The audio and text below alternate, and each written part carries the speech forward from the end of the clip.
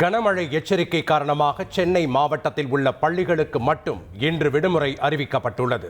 அதேபோல் திருவள்ளூர் மாவட்டத்திலும் பள்ளிகளுக்கு மட்டும் விடுமுறை அளிக்கப்பட்டுள்ளது.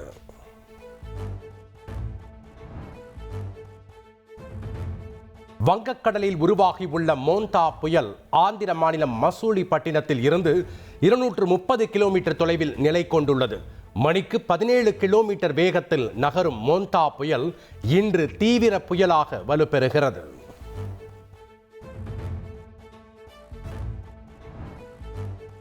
ஆந்திர மாநிலம் மசூலிப்பட்டினம் மற்றும் கலிங்கப்பட்டினம் இடையே இன்று மாலை அல்லது இரவில் மோந்தா புயல் தீவிர புயலாக கரையை கடக்கும் என்று தெரிவிக்கப்பட்டுள்ளது. கரையை கடக்கும் போது இயல்பை விட மிக அதிக மழை பொழிவு இருக்கும் என்றும் தமிழகத்தில் இடியுடன் கூடிய மிதமான மழை பெய்யக்கூடும் என்றும் கூறப்பட்டுள்ளது. திருவள்ளூர் மாவட்டத்திற்கு இன்று மிக கனமழைக்கான ஆரஞ்சு அலர்ட் விடுக்கப்பட்டுள்ளது. சென்னை, காஞ்சிபுரம், செங்கல்பட்டு, ராணிப்பேட்டை, தேனி, தென்காசி, நெல்லை, குமரி ஆகிய 8 மாவட்டங்களுக்கு கனமழைக்கான மஞ்சள் அலர்ட் விடுக்கப்பட்டுள்ளது. மோந்தா புயல் காரணமாக ஆந்திரா, ஒடிசா மாநிலங்களுக்கு செல்லும் ரயில்கள் ரத்து செய்யப்பட்டுள்ளன. முன்னெச்சரிக்கை நடவடிக்கையாக கிழக்கு கடற்கரை மார்க்கமாக செல்லும் 30க்கும் மேற்பட்ட ரயில்கள் ரத்து செய்யப்பட்டுள்ளதாக ரயில்வே அறிவித்துள்ளது. மோந்தா புயல் காரணமாக சென்னையிலிருந்து விசாகப்பட்டினம், ராஜமுந்திரி, விஜயவாடா நகரங்களுக்கான 12 விமான சேவைகள் ரத்து. இண்டிகோ ஏர்லைன்ஸ் அறிவித்துள்ளது.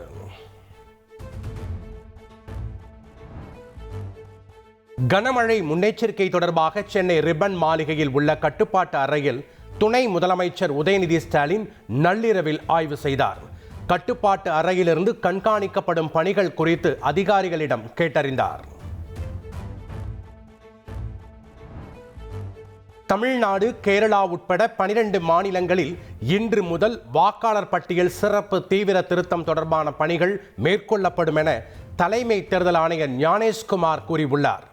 நவம்பர் 4ஆம் தேதி முதல் டிசம்பர் 4ஆம் தேதி வரை வீடு வீடாக சென்று SIR மேற்கொள்ளப்படும் என்றும் அவர் தெரிவித்துள்ளார். வாக்காளர் பட்டியல் சிறப்பு தீவிர திருத்தம் தொடர்பாக அங்கீகரிக்கப்பட்ட அரசியல் கட்சிகளுடன் அக்டோபர் 29ஆம் தேதி ஆலோசனை. தமிழக தலைமை தேர்தல் அதிகாரி தலைமையில் ஆலோசனை நடைபெற உள்ளது. வாக்காளர் பட்டியல் சிறப்பு தீவிர திருத்தம் தொடர்பாக தமிழ்நாட்டில் நவம்பர் 2ஆம் தேதி அனைத்து கட்சி கூட்டம் நடைபெற உள்ளது. முதல்வர் ஸ்டாலின் தலைமையில் நடைபெற்ற திமுக கூட்டணி கட்சிகளின் கூட்டத்தில் முடிவு எடுக்கப்பட்டுள்ளது. வாக்காளர் பட்டியல் சிறப்பு திருத்தத்தை அதிமுக வரவேற்பதாக முன்னாள் அமைச்சர் டி ஜெயக்குமார் கூறியுள்ளார். வாக்காளர் பட்டியல் சிறப்பு திருத்தத்தை தேர்தல் ஆணையம் முறையாகவும் வெளிப்படையாகவும் செய்ய வேண்டும் என்றும் அவர் வலியுறுத்தியுள்ளார். தமிழகத்தில் வாக்காளர் பட்டியல் சிறப்பு தீவிர திருத்தம் அவசியமான ஒன்று என மத்திய இணையமைச்சர் எல் முருகன் தெரிவித்துள்ளார். தோல்வி பயத்தில் முதலமைச்சர் மு.க. ஸ்டாலின் எதிர்ப்பு தெரிவிப்பதாகவும் அவர் விமர்சித்துள்ளார். சிறப்பு வாக்காளர் திருத்தம் குறித்த அறிவிப்பு வெளியான நிலையில் மேற்கு வங்கத்தில் 235 அதிகாரிகள் பணியிட மாற்றம் செய்யப்பட்டுள்ளனர். இதுபோன்ற மாற்றங்கள் தேர்தல் நெறிமுறைக்கு முரணானது என்று குற்றம் சாட்டியுள்ள பாஜக உடனடியாக ரத்து செய்ய வேண்டும் என்று தேர்தல் ஆணையத்தில் புகார் அளித்துள்ளது. கரூர் சம்பவத்தில் உயிரிழந்தோர் குடும்பத்தினரை மாமல்லபுரத்தில் சந்தித்த தாவேகா தலைவர் விஜய் கண்ணீர் சிந்தி கதறி அழுதுள்ளார். சென்னைக்கு அழைத்து வந்ததற்கு மன்னிப்பு கோரிய விஜய் பாதிக்கப்பட்டவர்களை நிச்சயம் கரூரில் வந்து சந்திப்பேன் என்றும் உறுதியளித்துள்ளார்.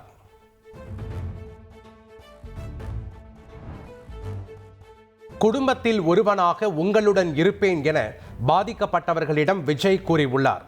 வேலை வாய்ப்பு, திருமணம், கல்வி என அனைத்தையும் ஏற்றுக்கொள்வதாகவும் உறுதியளித்துள்ளார். கரூர் சம்பவத்தில் பாதிக்கப்பட்டவர்களிடம் அதிக நேரம் செலவிட்டு விஜய் பேச நினைத்ததால் தான் மாமல்லபுரத்திற்கு அழைத்து சந்தித்ததாக தாவேகா விளக்கம் அளித்துள்ளது. கரூர் சென்றிருந்தால் 3 மணி நேரத்திற்குள் நிகழ்வை முடிக்க வேண்டிய கட்டாயம் இருந்ததாகவும் தெரிவிக்கப்பட்டுள்ளது.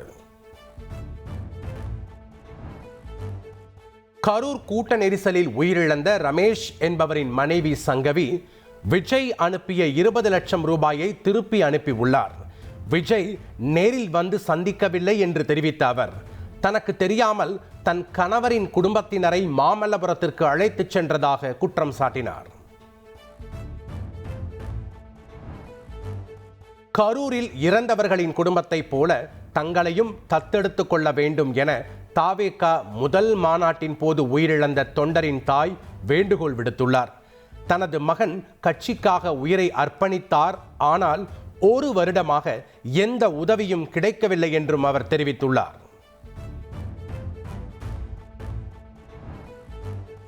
கரூர் துயரச் சம்பவத்தில் முன்ஜாமீன் கோரி தாக்கல் செய்த மனுவை தாவேகா பொதுச் செயலாளர் ஆனந்த் வாபஸ் பெற்றார்.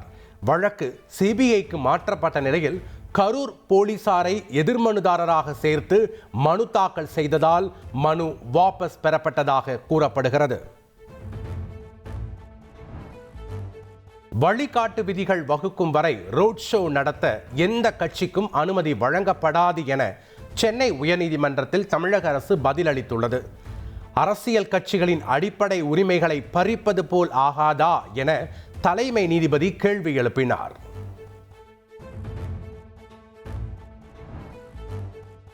ரோட் ஷோ வழிகாட்டு நெறிமுறைகளை வகுத்து 10 நாட்களுக்குள் அறிக்கை சமர்ப்பிக்க வேண்டும். தமிழக அரசுக்கு சென்னை உயர்நீதிமன்றம் கெடு விதித்துள்ளது. விஜய் பிரச்சாரத்திற்கு அனுமதி வழங்குவது தொடர்பான விண்ணப்பம் மீது விரைவாக முடிவெடுக்க தமிழக அரசுக்கு சென்னை உயர்நீதிமன்றம் அறிவுறுத்தியுள்ளது. விஜய் பிரச்சாரத்திற்கு கடும் நிபந்தனைகள் விதிக்கப்பட்டதை எதிர்த்து தாவேகா தொடர்ந்த மனு மீது இந்த உத்தரவு பிறப்பிக்கப்பட்டுள்ளது. எதிர்க்கட்சிகள் பிரிந்திருப்பதால் மீண்டும் திமுகவுக்கே வெற்றி வாய்ப்பு என மக்கள் பேசுவதாக முன்னாள் முதல்வர் OPS தெரிவித்துள்ளார். யாரின் அரசியல் வாழ்க்கை பிரகாசமாக இருக்கும் என்பது மக்கள் கையில் உள்ளது என்றார்.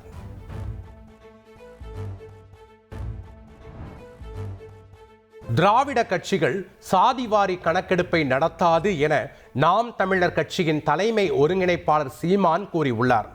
சாதிவாரி கணக்கெடுப்பை நடத்தாததற்கு மத்திய அரசை திராவிட கட்சிகள் காரணம் காட்டுகின்றன என்றும் அவர் குற்றம் சாட்டியுள்ளார். மதிமுகவிலிருந்து வெளியேறிய மல்லை சத்யா நவம்பர் 20ஆம் தேதி புதிய கட்சி குறித்த அறிவிப்பை வெளியிட உள்ளார். திமுக கூட்டணியில் இணைந்து பயணிக்கப் போவதாகவும் மல்லை சத்யா தெரிவித்துள்ளார்.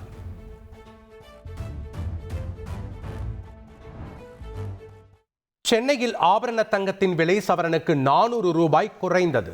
1 சவரன் தங்கம் 91,600 ரூபாய்க்கு விற்பனை செய்யப்படுகிறது.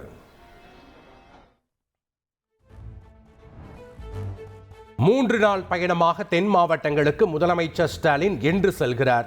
தூத்துக்குடி, தென்காசி, மதுரை மாவட்டங்களுக்கு செல்லும் முதல்வர் ஸ்டாலின் பல்வேறு திட்டங்களை தொடங்கி வைக்கிறார்.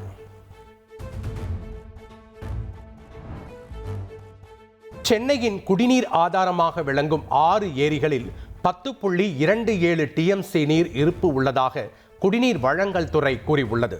அடுத்த 10 மாதங்களுக்கு தட்டுப்பாடின்றி நீர் வழங்க முடியும் என்றும் சென்னையில் குடிநீர் தட்டுப்பாடு ஏற்படாது என்றும் தெரிவிக்கப்பட்டுள்ளது.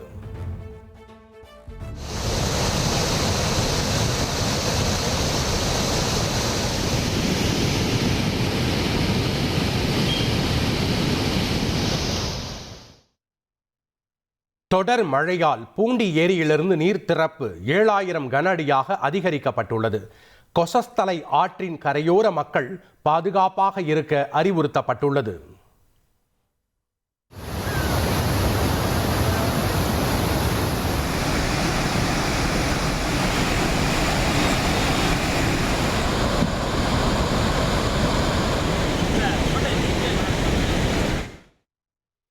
முழு கொள்ளளவை எட்டிய வைகை அணையிலிருந்து ராமநாதபுரம் மாவட்ட குடிநீர் தேவைக்காக 2500 கன அடி நீர் திறக்கப்பட்டுள்ளது.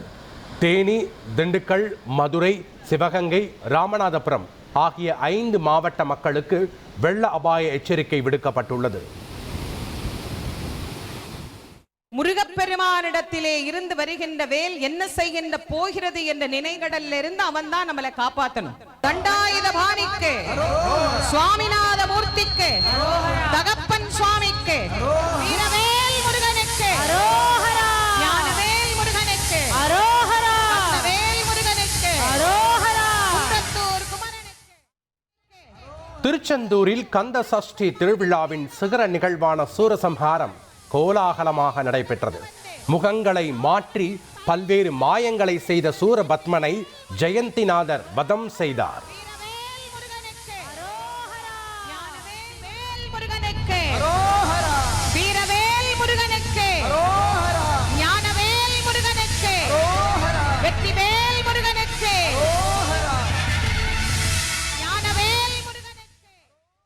சூரசம்ஹார திருவிழாவை காண திருச்செந்தூர் கடற்கரையில் அலை கடலென பக்தர்கள் திரண்டனர். வெற்றிவேல் வீரவேல் என முழங்கிய பக்தர்கள் அரோகரா கோஷத்துடன் ஜெயந்திநாதரை வழிபட்டனர்.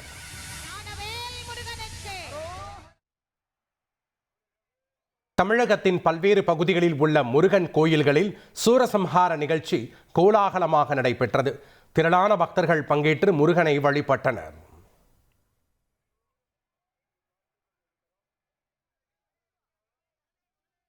திருமணம் செய்து கர்ப்பமாக்கி ஏமாற்றிவிட்டதாக ஆடை வடிவமைப்பாளர் ஜாய் கிறிசில்டா கொடுத்த புகார்.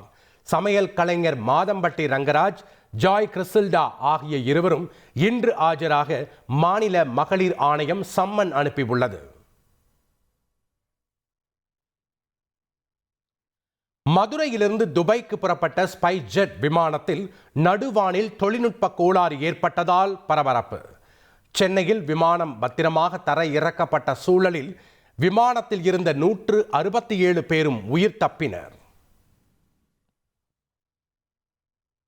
ஆபரேஷன் சிந்தூரில் இந்திய ஆயுதங்கள் திறமையை நிரூபித்தன என பாதுகாப்புத்துறை அமைச்சர் ராஜ்நாத் சிங் கூறியுள்ளார். உள்நாட்டு ஆயுத உற்பத்தி இந்தியாவை சர்வதேச அளவில் உயர்த்தியுள்ளதாகவும் அவர் பெருமிதம் தெரிவித்துள்ளார். பயங்கரவாதத்திற்கு எதிரான பாதுகாப்பு நடவடிக்கையில் எவ்வித சமரசமும் செய்ய முடியாது என்று மத்திய வெளியுறவுத்துறை அமைச்சர் ஜெய்சங்கர் கூறியுள்ளார். மலேசியாவில் நடைபெற்ற கிழக்கு ஆசிய நாடுகள் மாநாட்டில் பேசிய அவர், உலகின் பல்வேறு பகுதிகளில் நடக்கும் மோதலால் மக்கள் துன்பப்படுவதாக தெரிவித்தார். பீகார் தேர்தல் களம் சூடுபிடிக்க தொடங்கியுள்ள சூழலில் நாளை ராகுல் காந்தி பிரச்சாரம் செய்ய உள்ளார். நாளை மறுநாள் பிரதமர் மோடி பிரச்சாரம் மேற்கொள்கிறார். பஞ்சாபில் 112 தரமற்ற மருந்துகளுக்கு அம்மாநில அரசு தடை விதித்துள்ளது. மருந்து தர கட்டுப்பாட்டு ஆணையம் பரிந்துரைத்த நிலையில் நடவடிக்கை எடுக்கப்பட்டுள்ளது. அயோத்தி ராமர் கோவில் பணிகள் முழுமையாக நிறைவடைந்ததாக கோவில் நிர்வாகம் தெரிவித்துள்ளது. கட்டுமான பணிகள் முழுமை பெற்று அனைத்து பிரகாரங்களிலும் கொடிமரம் மற்றும் கலசம் பொருத்தப்பட்டிருப்பதாகவும் கூறப்பட்டுள்ளது.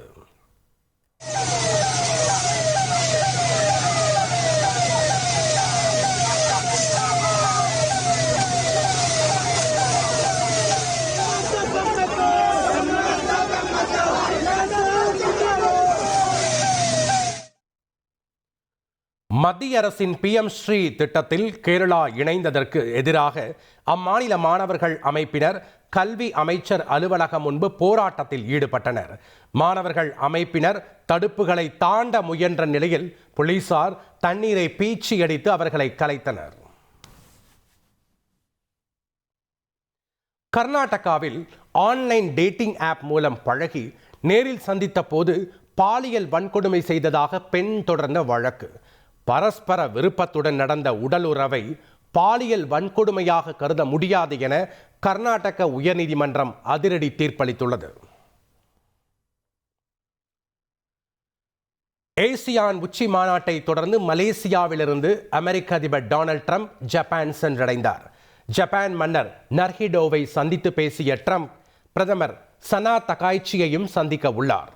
இந்தியா ஆஸ்திரேலியா கடைசி ஒருநாள் போட்டியின் போது காயமடைந்த இந்திய அணியின் துணை கேப்டன் ஸ்ரேயாஸ் ஐயருக்கு மண்ணீரலில் காயம் ஏற்பட்டுள்ளது. சிட்னி மருத்துவமனையில் சிகிச்சை பெற்று வரும் ஸ்ரேயாஸின் உடல்நிலை சீராக இருப்பதாக BCCI தெரிவித்துள்ளது. இந்திய டெஸ்ட் கிரிக்கெட் தொடருக்கான தென்னாப்பிரிக்க அணி அறிவிக்கப்பட்டுள்ளது. டெம்பா பவுமா தலைமையிலான அணியில் மார்க்ரம், பிராவிஸ், ஸ்டப், ரபாடா உள்ளிட்டோர் இடம்பெற்றுள்ளனர். மகளிர் உலகக்கோப்பைக்கான இந்திய அணியில் இளம் அதிரடி பேட்டர் ஷஃபாலி வர்மா சேர்க்கப்பட்டுள்ளார். பிரத்திகா ராவல் காயம் காரணமாக அரையிறுதிப் போட்டியிலிருந்து விலகிய நிலையில் அவருக்கு பதிலாக ஷஃபாலி வர்மா சேர்க்கப்பட்டுள்ளார் தெரிவித்து வீடியோ வெளியிட்டுள்ளார். ஹீரோவாக நடித்த 3 படங்களும் 100 கோடி வசூலை எட்டியதால் உற்சாகம் தெரிவித்துள்ளார். மாரி செல்வராஜ் இயக்கத்தில் வெளியான பைசன் திரைப்படம் உலக அளவில் 55 கோடி ரூபாய்க்கு மேல் வசூல் செய்து சாதனை படக்குழு அதிகாரப்பூர்வமாக அறிவித்துள்ளது.